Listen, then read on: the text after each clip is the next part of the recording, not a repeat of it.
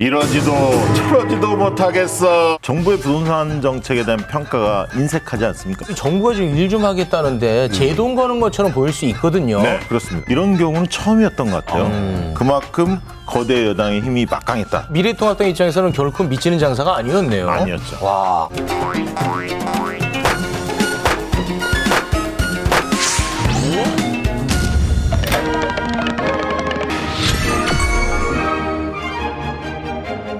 매주 목요일 대한민국 정치판을 발가락이 닿기도 전에 꿰뚫어 본다는 박시도사 박시영 도사님 어서 오십시오. 안녕하십니까. 네, 오랜만이시네요. 네, 벌써 8월이 됐어요. 네. 이제 임시국회, 7월 임시국회도 마무리가 됐는데 네. 자, 우리 도사님께서는 21대 국회 개원 후에 네. 첫 번째 임시국회 어떻게 네. 보셨습니까? 총평 부탁드립니다. 뭐 한마디로 보면 거대 여당의 위력이 입증된 임시국회다 이렇게 평가할 수 있을 것 같습니다.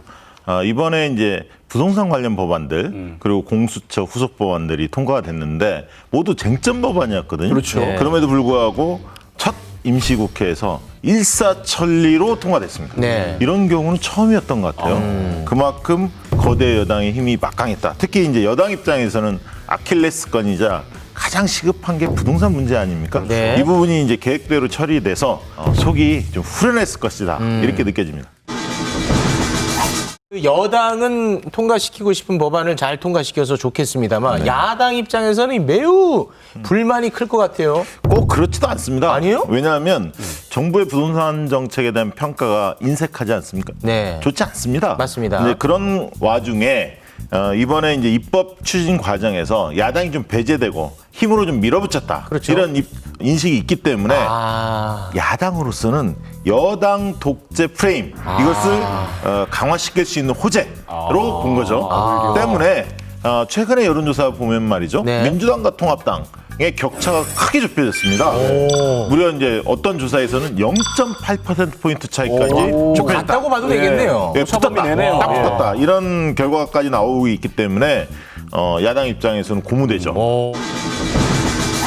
이런 것이 왜 그럴까? 그럼 지지율이 왜 좁혀졌을까 보면 얼마 전에 재산세가 날라왔습니다. 7월까지 재산세를 내게 돼 있는데 공시가격이 많이 가격이 상승도 했고 공시지가가 현실화된 측면도 있거든요. 그게 좀 문제네요. 올랐죠. 예. 세금이 좀 올랐습니다. 재산세가. 거기에다가 부동산 이슈가 계속 이게 짚혀지다 보니까 이 가격 폭등에 대한 어떤 정권에 대한 반발 심리 이런 것들이 재점화된 측면이 있고요.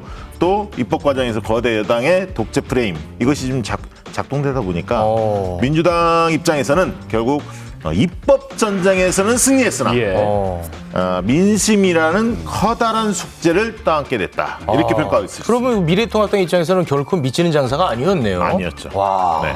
알겠습니다. 네. 근데 이거 보면은 참 민심이 무서운 것 같아요. 항상 그 견제라는 네. 거를 민심이 네. 잡아주는 것 같아요. 그렇습니다. 그러니까 이제 정책도 중요하고 태도도 굉장히 중요합니다. 오늘은 우리 박시도사님의 전문 분야입니다. 속마음을 그냥 꿰뚫어보는 관심법 특집을 준비해봤습니다. 손님 들어오세요.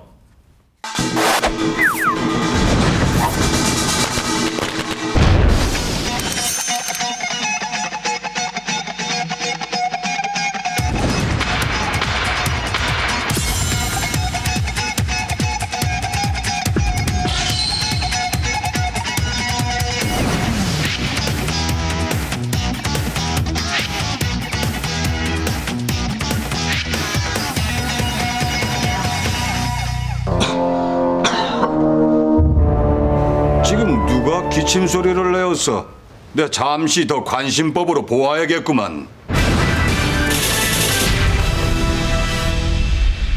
네, 두 번째 손님 정청래 민주당 의원입니다. 참 속마음이 궁금해집니다. 민주당이 부동산 최후의 비책으로 내놨던 수도권 주택 공급 대책, 네. 8사 공급 대책이잖아요. 네, 그렇습니다. 여기에 이제 정청래 의원이 좀 반발하고 있지 않습니까? 네, 그렇습니다. 이유가 뭘까요? 일단은 사전 상의가 없었다.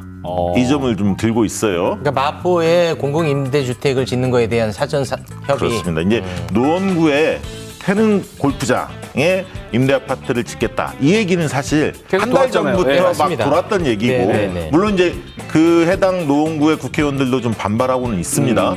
그런데 마포에 지금 지역구를 둔 정청래 의원의 경우에는 이제 발표 난 다음에 처음 알았고 또 공교롭게도 해당 지역의 상암동에 이 부지가 4군데나 발표가 됐어요. 네. 6,200세대인데 4군데나 발표가 되면서 이미 상암동에는 임대 아파트 비율이 47%에 달하는데 너무 심한 거 아니냐 이렇게 좀 판단한 것 같고요.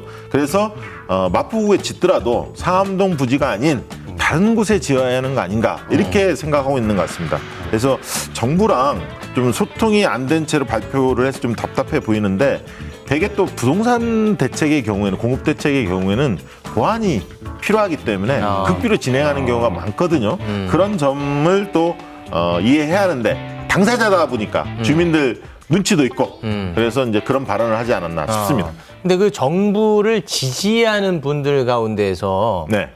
아니 그 정부가 좀 일 좀 하겠다는데 제동 거는 것처럼 보일 수 있거든요. 네, 그렇습니다. 정청래 의원에 대한 비판도 그래서 실제로 좀 존재합니다. 네. 여기에 대한 부담감이 굉장히 클 것 같아요. 저는 굉장히 클 거라고 봅니다. 네. 그러니까 왜냐하면 본인의 반발이 당과 정부에 굉장히 부담이 되고요. 그다음에 지지자들 사이에서도 배신감 이런 것을 토로하는 분들이 제법 있거든요. 네.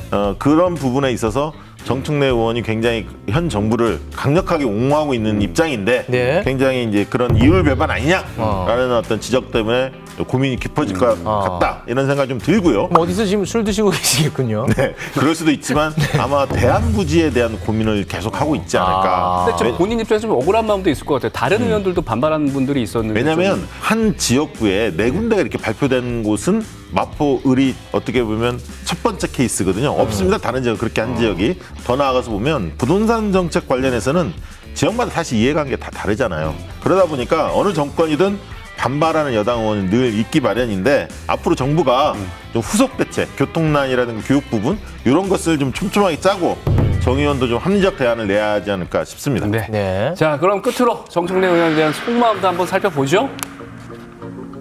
이러지도 저러지도 못하겠어.